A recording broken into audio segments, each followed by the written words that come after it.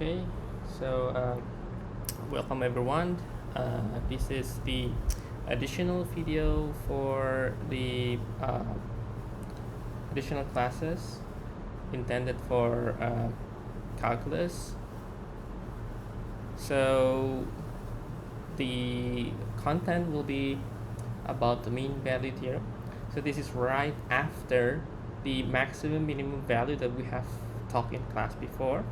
So hopefully I can give you some introductions, and in class we can go directly to the practical approach on what is the implication of the mean value theorem and what will be the very best approach to sketch the curve based on the calculus techniques that we have applied before. Okay, so before we go into the mean value theorem, there is one theorem. It's called the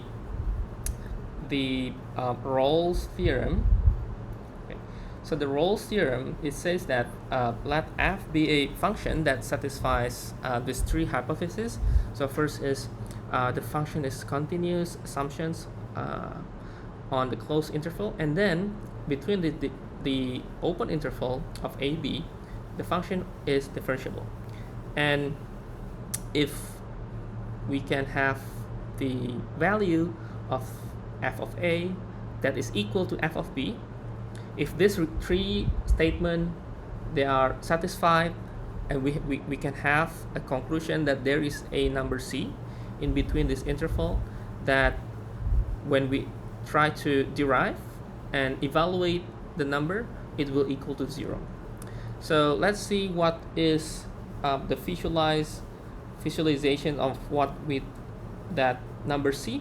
So the first thing is, of course, if this is a constant, value, it means that for every point in between a, b, we will have a constant c1, c2 that is going to be equal to 0. Okay, for sure, right?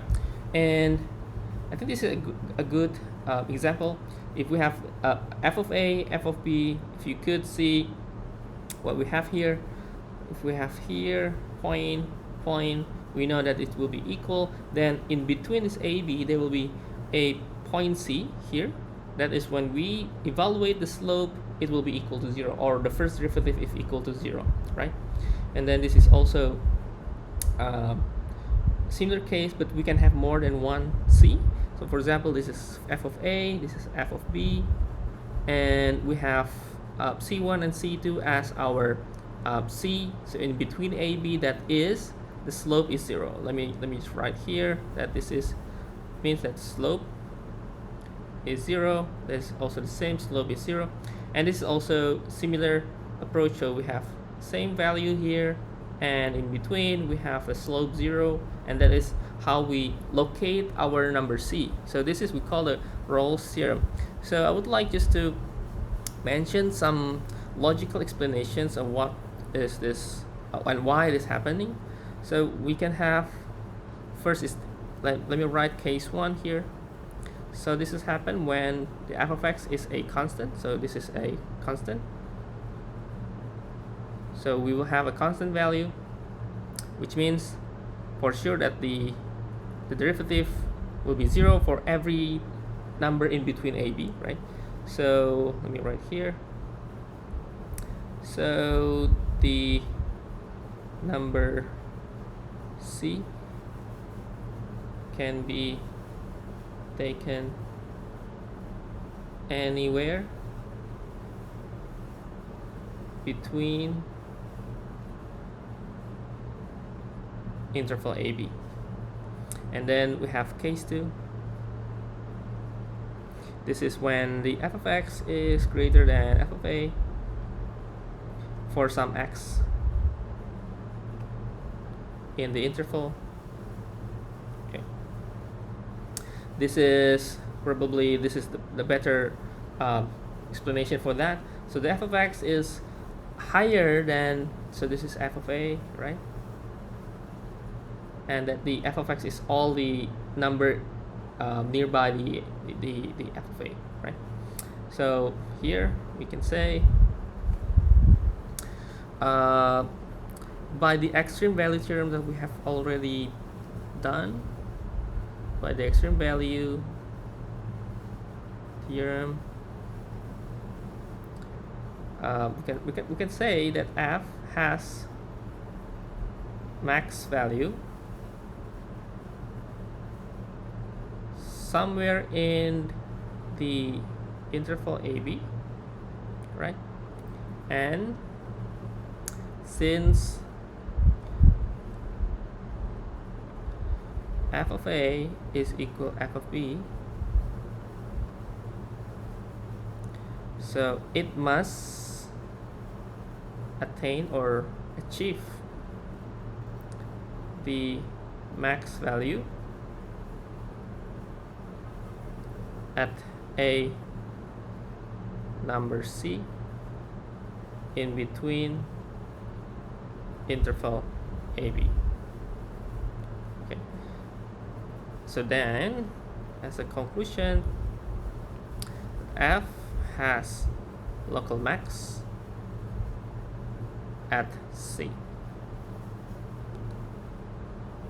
and f is differentiable at C. And because f is differentiable by that theorem, then the f prime C equal to 0 by the Fermat theorem, right? Okay. So let me clean this space here a little bit, just to make sure that I have enough space for all the cases.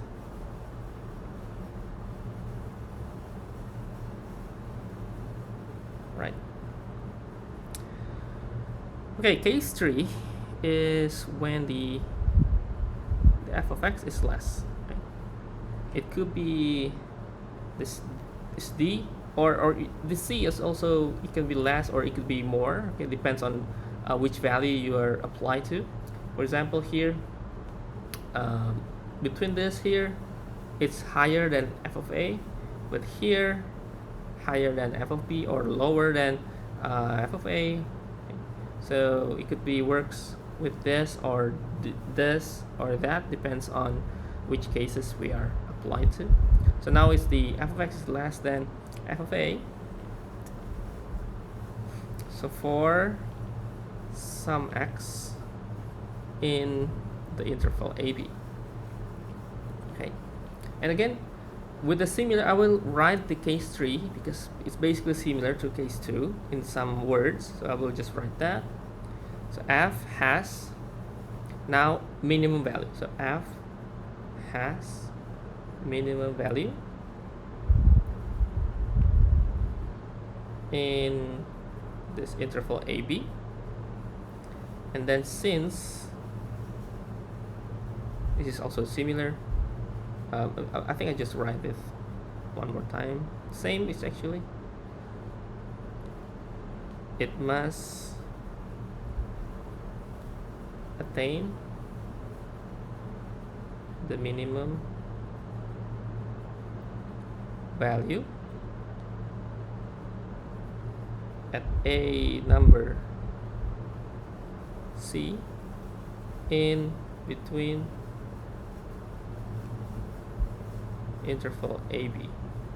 And again, the f prime C, this will be equal to 0 by the Fermat theorem. So this is the same. So let me write here, this is actually f has local mean at C, f is differentiable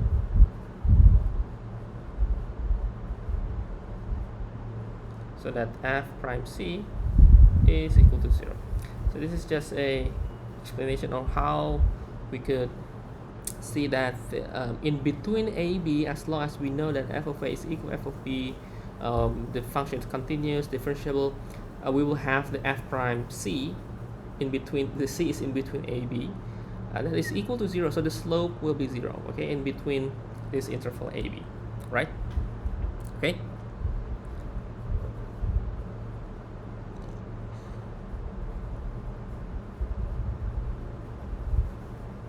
Okay, now we move to what we call as the mean value theorem. So what is mean value theorem? So mean value theorem is basically this. Okay. So first, f is continuous, our assumption. So assuming function is continuous, function is also differentiable. So continuous between the closed interval and differentiable between the open interval. We are going to define that there will be a number c that is in between the interval ab, that the f prime c, its slope, is equal to f of b minus f of a over b minus a. So let me write here just to rename this. So this part here, this is the slope of secant, okay, secant line. And here, the f prime is actually slope of tangent. Well, this is actually, if you remember our definitions in derivative, this is precisely similar, right? But we are going to apply this number c that is in between the interval ab. So what is the notion, or what is the theorem is trying to say?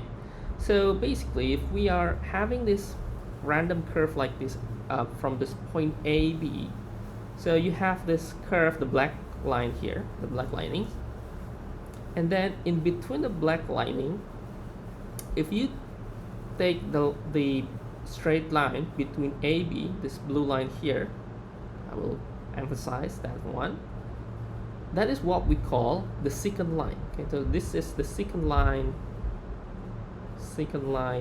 AB. Which how do we define that? We define this based on, so let me just, the slope is basically the delta y divided by delta x. So delta y, so secant line is delta y, delta x. Delta y is the f of b minus f of a, right? And delta x is b minus a. Precisely the one that we are looking at the theorem here, okay, the slope of secant. Now, in between these two point A, B, we are going to have exactly the same slope, I mean the same value of the slope. For example, here in this P1 and P2, that one, I'm making it a red color. That is, if we are evaluating the slope of the tangent line at P1 and P2, those 2 points have the same value of the slope with the secant line. Okay, so this is the conditions. Or if you want to prove it clearly, we can write in terms of this AB. Let's say we have the function of x, and basically we can start to write. So we apply, so applying Rawls theorem that we developed for,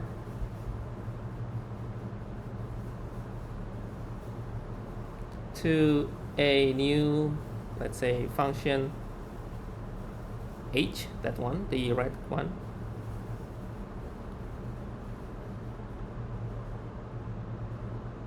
and function whose graph is secant line AB. If we take the slope point form, the line, we can write the line AB can be written as y minus f of a, right? Here is a, this is b, equal the slope f of b minus f of a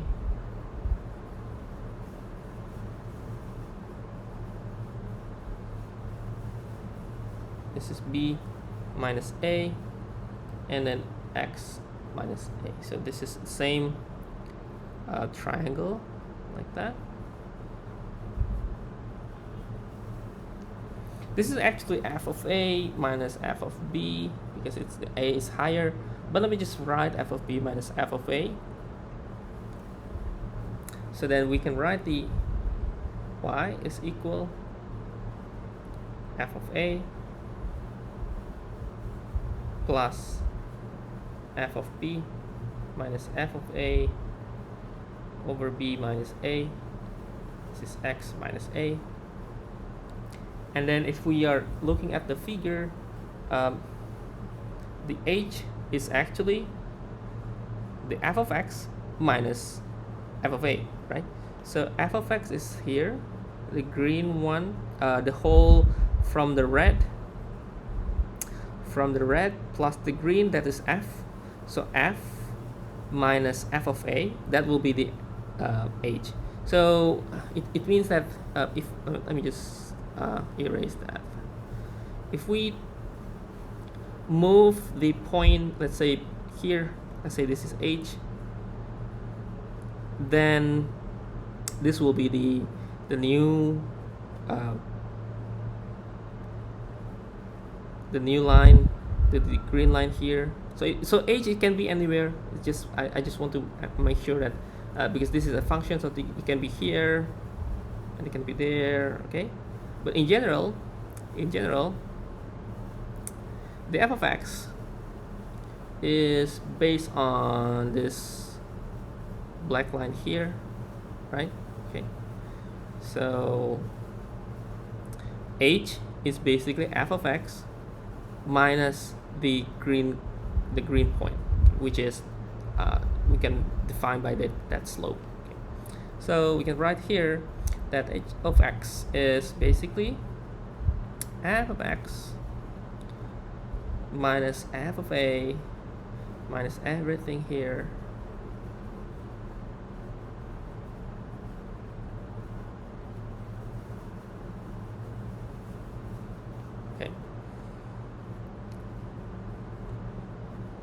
okay. So what we are doing next is we are going to ensure that the h, so let me write here, verify h satisfies three hypotheses in Rolle's theorem. First is h is continuous on the interval AB, okay, because it is the sum of the f and it is also first degree polynomial. Both should be continuous. And then h is differentiable on this interval AB because the f and the first degree polynomial, they are all differentiable, right? And in fact we can directly compute the h prime x become f prime x minus f of b minus f of a over b minus a. Okay.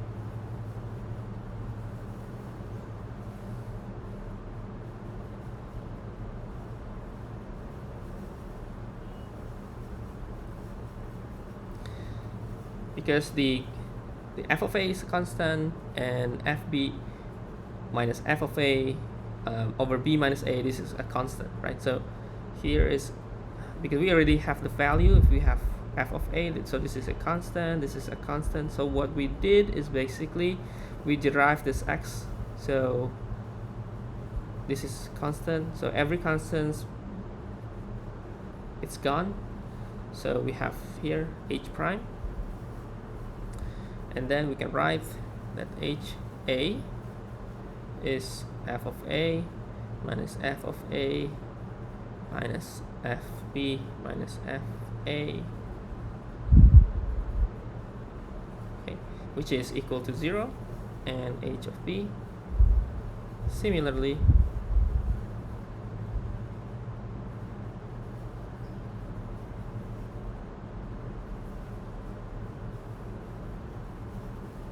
So this is cancel, cancel, and everything canceling becomes 0. So then we can conclude that the h of A equal h of B, and since h satisfy all the roles theorem, then what we can do, we can write that, let me write with blue.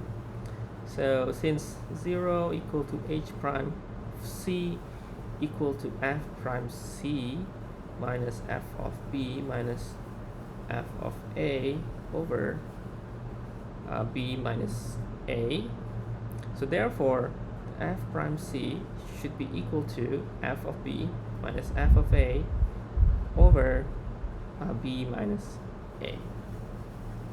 Okay, so from the Rawls theorem we can get the more general theorem for what we call the mean value theorem. So again, what is mean value theorem?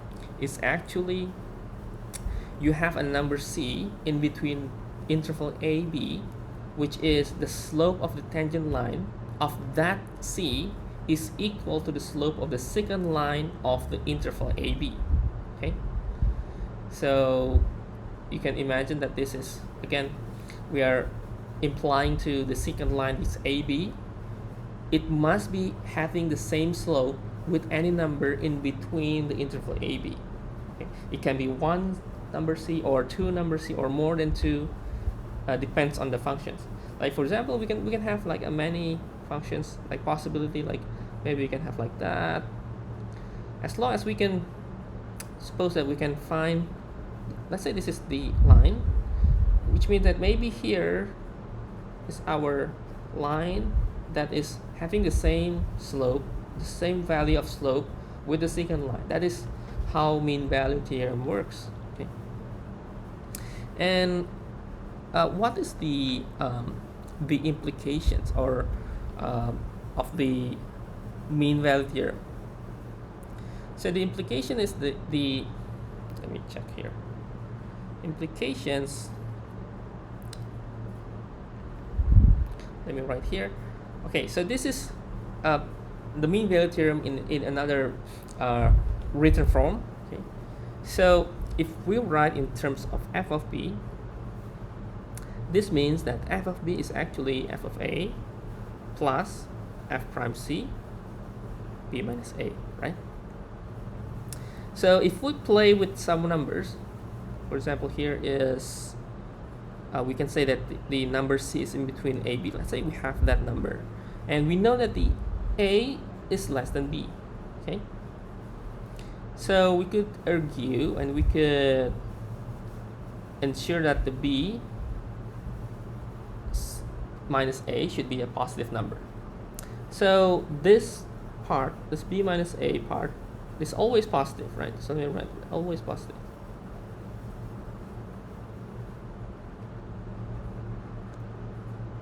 Okay, so the only way, like for example, if you would like to determine the f of b, and we know the f of a is supposed to be, let's say f of a is positive, the way we are having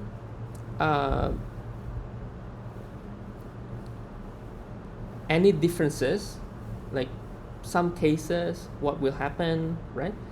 It will depends on the f prime c. Okay, so all the conditions will be depends on the slope, right? The f prime.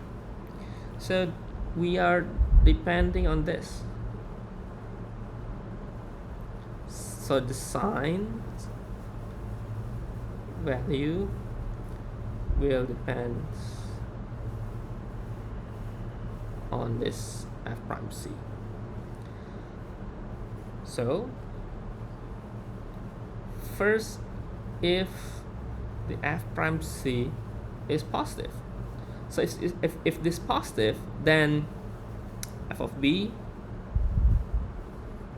suppose that f of a is positive.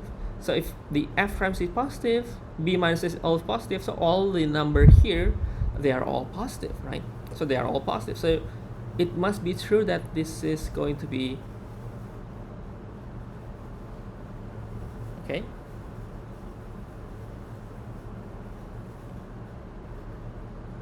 Second, if f prime c, let's say it's negative. If it's negative, it means that f of a minus something on the number that is on b minus a, right? And because we already state and assume that b is greater than a and c is in between a, b, so it might be possible that this could happen.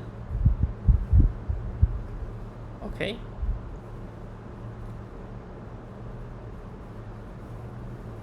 And the third,